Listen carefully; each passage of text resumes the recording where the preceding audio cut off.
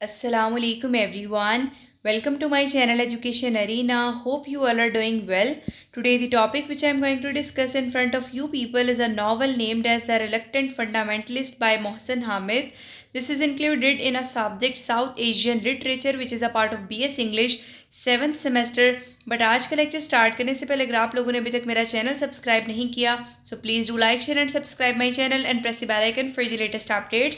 So let's started. सबसे पहले मोहसिन हामिद की बायोग्राफी को डिस्कस कर लेते हैं. तो इनकी बर्थ 1971 को लाहौर पाकिस्तान में हुई. ठीक है.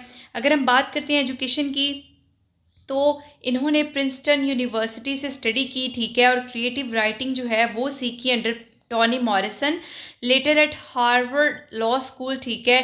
करियर की बात करें, he work briefly as a management consultant before becoming a full time writer. अगर मेजर वर्क्स की बात करें तो इसमें फर्स्ट जो वर्क है वो है मोथ स्मोक 2000.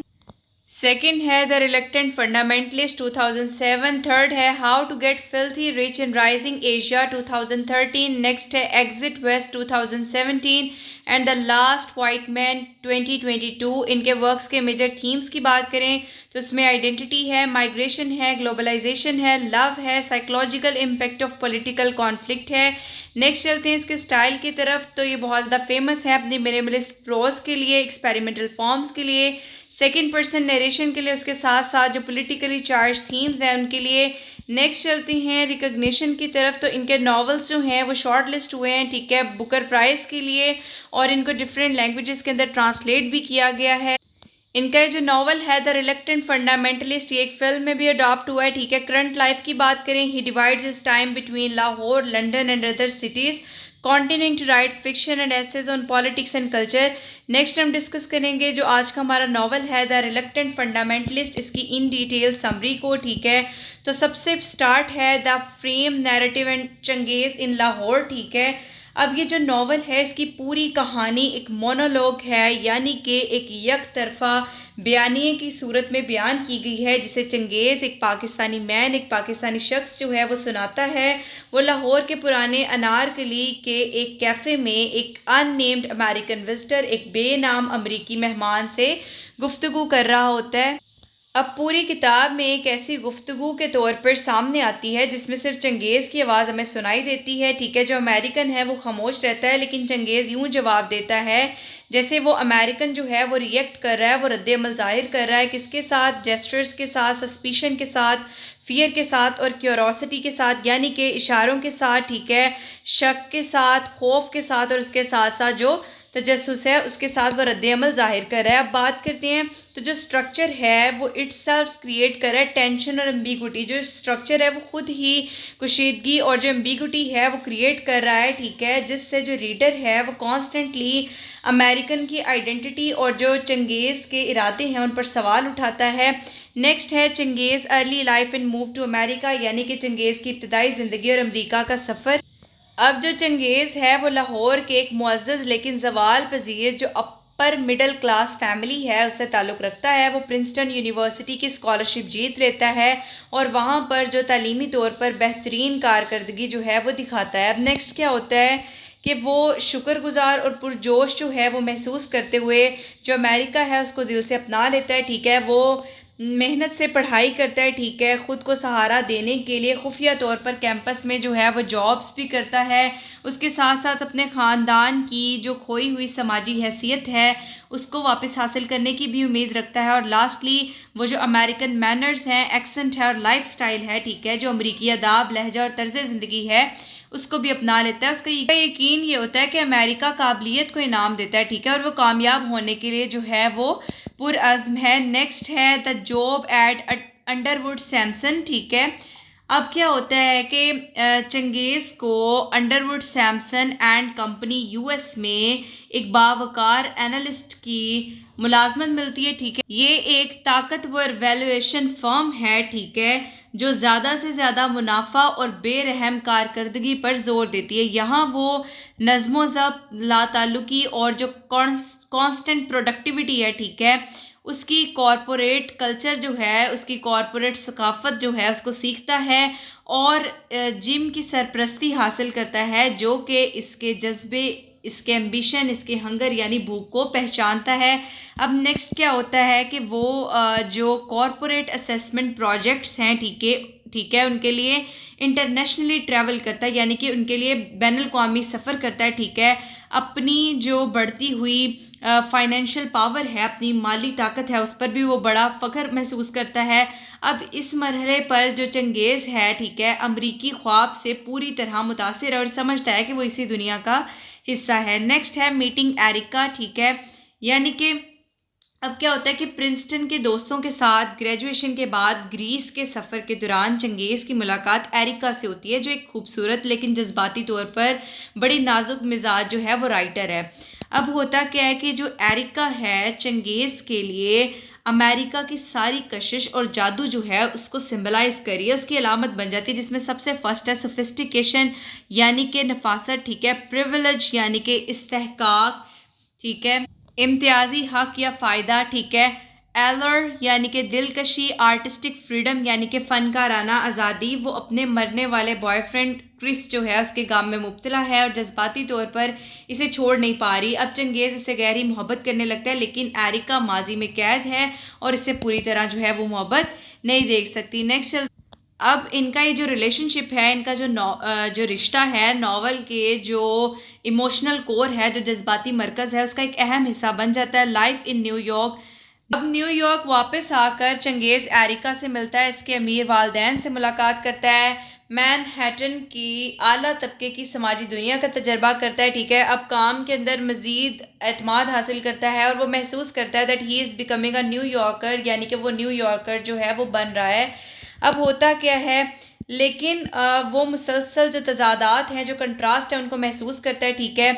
अब उसके जो साथी हैं, ठीक है, उनकी गैर रस्मी मराआत याफ्ता ज़िंदगी, ठीक है, उसके साथ साथ उसका अपना पाकिस्तानी पसे मंज़र, ठीक है, पाकिस्तानी बैकग्राउंड, अमेरिका की आलमी ताकत, उसकी ग्लोबल पावर और उसके साथ साथ जो सटल रेशल अजम्पशंस हैं यानी नस्ली तासुब के बरीक इशारे, इसके बावजूद वो अब भी अमेरिका की फ्राहम करदा जो मौक़ा हैं उनकी कदर करता है।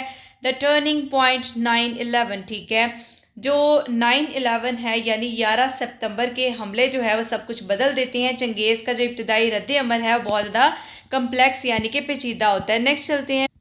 अब वो एक लम्हे के लिए गैर इरादी तौर पर इत्मीनान महसूस करता है, ना कि तशद्दुद की वजह से बल्कि इसलिए कि अमेरिका की ताकत की एक अलामत जो है वो हिल गई है। उसके बाद फ़ौरन ही वो अपने इस रद्द अमल पर ख़ुद को कसूरवार और परेशान महसूस करता है, लेकिन ये लम्हा एक तब्दीली की निशानदेही करता है।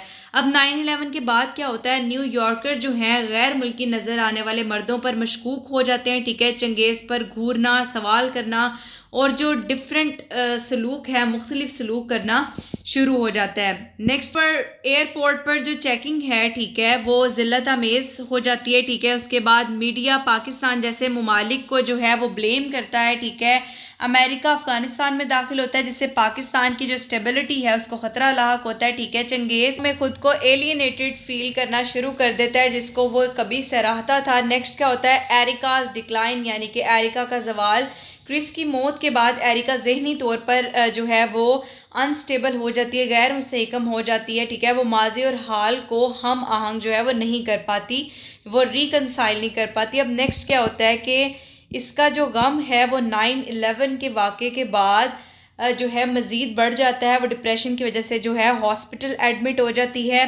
अब चंगेज़ जो है इसे मदद देने की कोशिश करता है, ठीक है, इसके साथ जो है वक्त गुजारता है, ठीक है, इसकी राइटिंग की हौसला अफजाई करता है, यहाँ तक कि कुर्बत के दौरान इससे कहता है, इंटीमेसी के दौरान इससे कहता है कि वो इसे क्रिस तस्वुर करे। ये एक बहुत ज़्यादा पेनफुल एक सिंबॉलिक मोमेंट है, एक दर्दनाक लेकिन अलामती लम्हा है, लेकिन कुछ भी काम नहीं आता, ठीक है। आखिरकार एरिका गायब हो जाती, यूँ लगता है कि उसने सुसाइड जो है वो कमिट कर लिया, ठीक है। अब इसका गायब हो जाना चंगेज़ के अमेरिका से जो आखिरी जज्बाती अलहदगी है उसकी एक अलामत है। नेक्स्ट चलते हैं। चंगेज़ इंटरनल कॉन्फ्लिक्ट, ठीक है। चंगेज़ जब अंडरवुड सैमसन के लिए सफ़र करता है तो वो एक अमरीकी सरमायादारी के आलमी नताइज देखता है, ठीक है, जिसमें एकोनॉमिक डोमिनेशन है, पॉलिटिकल इंटरफेरेंस है, ठीक है, और लोकल सफरिंग है due to US corporate practices, ठीक है। जिसमें सबसे फर्स्ट क्या है, इक्तिसादी गलबा है, ठीक है, सियासी मदाखलत है, और जो अमरीकी कॉरपोरेट तरीक़ों की वजह से मुकामी लोगों की मुश्किलात हैं। अब क्या होता है कि अब चिली में, ठीक है, पब्लिशर हुआन बटिस्टा, ठीक है, उसके साथ एक मुलाकात अहम साबित होती है, ठीक है। हुआन बटिस्टा चंगेज़ से कहता है कि वो एक जैनिस्ट्री की तरह है, ठीक है। तारीखी तौर पर ईसाई लड़कों को उस्मानियों ने पकड़कर मज़हब तब्दील किया और फिर इन्हें अपने ही लोगों पर जुल्म करने के लिए इस्तेमाल किया, ठीक है। अब नेक्स्ट क्या होता है कि ये जो है बेसिकली चंगेज़ के लिए सदमे का बायस बनता है। इसे एहसास होता है कि वो एक ऐसे निज़ाम की खिदमत कर रहा है जो इस जैसे ममालिक को नुकसान पहुंचाता है, ठीक है। नेक्स्ट है चंगेज़ रिजेक्ट्स कॉरपोरेट अमेरिका, ठीक है। चंगेज़ का कॉरपोरेट अमेरिका को रद्द करना, ठीक है।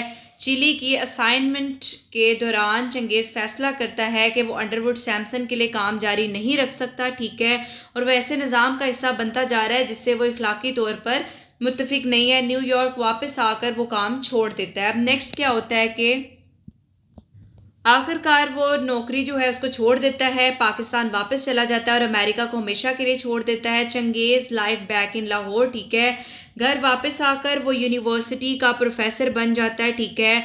अमेरिका जो खारजा पॉलिसी है उसके ख़िलाफ़ अवामी सतह पर बात करना शुरू करता है, पाकिस्तान की इज़्ज़त और उसकी खुद मुख्तारी के लिए आवाज़ बुलंद करता है। अब नेक्स्ट क्या होता है कि ये जो इसके ख़यालात हैं वो तनकीदी हैं लेकिन पुरतशद्दुद नहीं, क्या वो एक कंट्रोवर्शियल जो है मतनाज़ शख्सियत जो है वो बन जाता है। कुछ लोग इसकी तारीफ़ करते हैं और कुछ इस पर एतमाद नहीं करते। अब इसकी सस्पेंसफुल एंडिंग क्या है, ठीक है, यानी इसकी जो एंडिंग है वो किस तरह से होती है कि पूरे मोनोलॉग के दौरान हम जो है वो गैर यकीनी में रहते हैं, ठीक है, कि who is the American listener, अमरीकी सुनने वाले की शनाख्त क्या है, क्या वो जासूस है, ठीक है, क्या चंगेज़ ख़तरे में है, क्या चंगेज़ इसे जाल में फंसाने की कोशिश कर रहा है, या चंगेज़ बस जो है वो मेहमान नवाजी कर रहा है। तो पूरे मोनोलॉग के दौरान जो हम हैं वो गैर यकीनी में रहते हैं। एट द एंड क्या होता है कि जो सड़क है, ठीक है, उस पर बिजली जो है वो चली जाती है। दोनों मर्द जो है वो टेंस दिखाई देते हैं, तनाव में दिखाई देते हैं, ठीक है। जो अमेरिकन है वो अपनी जैकेट में हाथ डालता है, शायद बंदूक के लिए। चंगेज़ आगे बढ़ता है, शायद इसे पुरसुकून करने के लिए। और जो नावल है उसकी एंडिंग जो है, ठीक है, वो गैर वाज़े होती है, ठीक है। एम्बिगुअसली ये नावल जो है वो एंड होता है। अब जो रीडर है वो नहीं जानता कि आगे क्या होता है।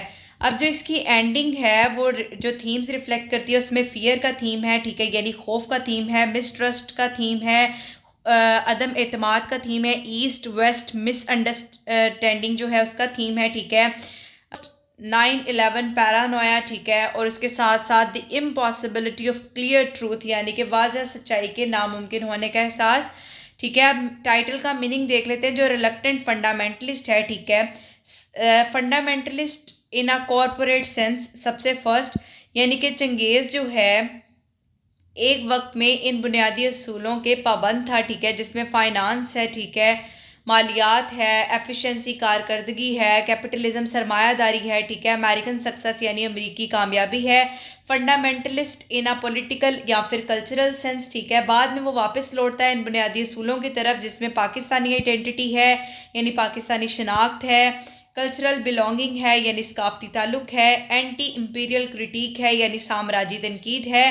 But he is reluctant in both, लेकिन वो दोनों में हिचकिचाता है। वो इंतहा पसंदी या तशद्दुद का इंतखाब नहीं करता, इसकी बजाय वो आइडेंटिटी यानी शनाख्त, प्राइड यानी फ़ख्र और जो मॉरल क्लैरिटी है, अखलाकी वजाहत है, उसको तरजीह देता है। फुल कोहरेंट इंटरप्रिटेशन की तरफ चलें, ठीक है, यानी कि इसकी मुकम्मल और एक मरबूत जो तशरीह है, जो चंगेज़ का सफ़र है, ठीक है, वो एक कहानी है आइडेंटिटी, शनाख्त, बिलोंगिंग, ताल्लुक, ठीक है, पोस्ट कलोनियल स्ट्रगल, नो आबादियाती दौर के बाद की जो स्ट्रगल है, ठीक है, द इमिग्रेंट एक्सपीरियंस, महाजर का तजर्बा, लव एंड लॉस, मोहब्बत और नुकसान, पॉलिटिकल अवेकनिंग यानी कि सियासी शऊर, ठीक है, mistrust between America and the Muslim world, America और मुस्लिम दुनिया के दरमियान जो अदम एतमाद है।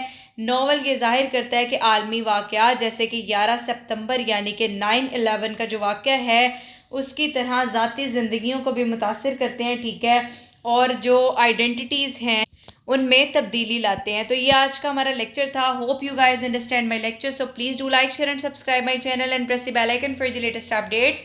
Inshallah in future I'll try to make more lectures for you people. Thank you very much.